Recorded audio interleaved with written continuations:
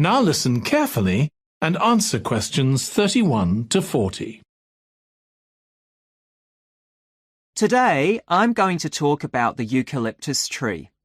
This is a very common tree here in Australia, where it's also sometimes called the gum tree. First, I'm going to talk about why it's important. Then I'm going to describe some problems it faces at present. Right, well, the eucalyptus tree is an important tree for lots of reasons.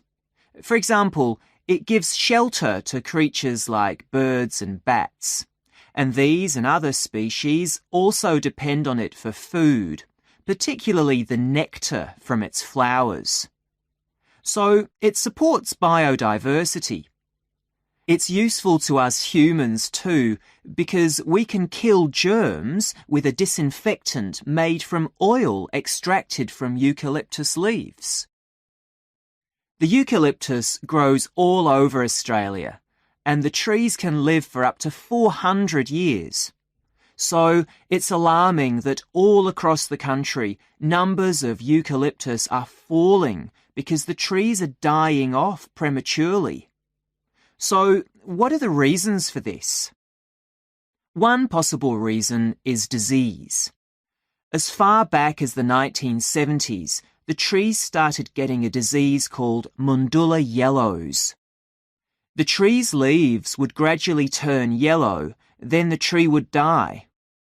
It wasn't until 2004 that they found the cause of the problem was lime, or calcium hydroxide, to give it its proper chemical name, which was being used in the construction of roads. The lime was being washed away into the ground and affecting the roots of the eucalyptus trees nearby. What it was doing was preventing the trees from sucking up the iron they needed for healthy growth. When this was injected back into the affected trees, they immediately recovered. But this problem only affected a relatively small number of trees.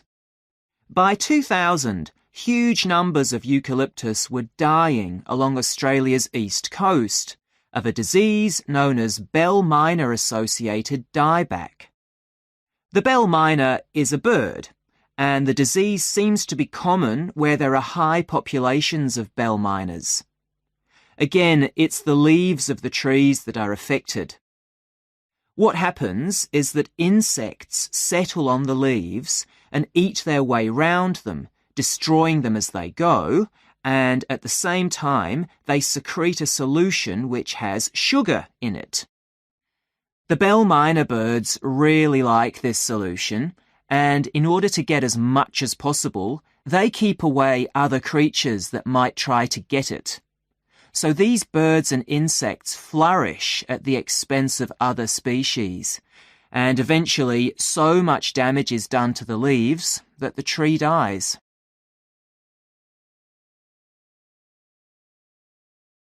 But experts say that trees can start looking sick before any sign of bell miner-associated dieback. So it looks as if the problem might have another explanation. One possibility is that it's to do with the huge bushfires that we have in Australia. A theory proposed over 40 years ago by ecologist William Jackson is that the frequency of bushfires in a particular region affects the type of vegetation that grows there.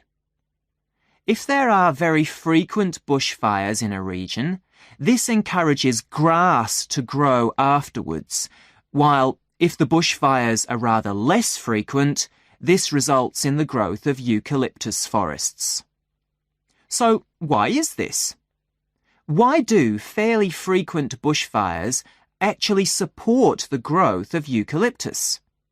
Well, one reason is that the fire stops the growth of other species which would consume water needed by eucalyptus trees.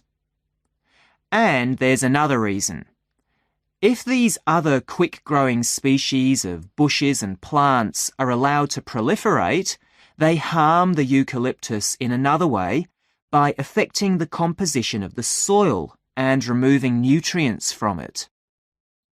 So some bushfires are actually essential for the eucalyptus to survive as long as they are not too frequent. In fact, there's evidence that Australia's Indigenous people practiced regular burning of bushland for thousands of years before the arrival of the Europeans. But since Europeans arrived on the continent, the number of bushfires has been strictly controlled. Now, scientists believe that this reduced frequency of bushfires to low levels has led to what's known as dry rainforest, which seems an odd name as usually we associate tropical rainforest with wet conditions. And what's special about this type of rainforest? Well, unlike tropical rainforest, which is a rich ecosystem, this type of ecosystem is usually a simple one. It has very thick, dense vegetation, but not much variety of species. The vegetation provides lots of shade, so one species that does find it ideal is the bell miner bird, which builds its nests in the undergrowth there. But again, that's not helpful for the eucalyptus tree.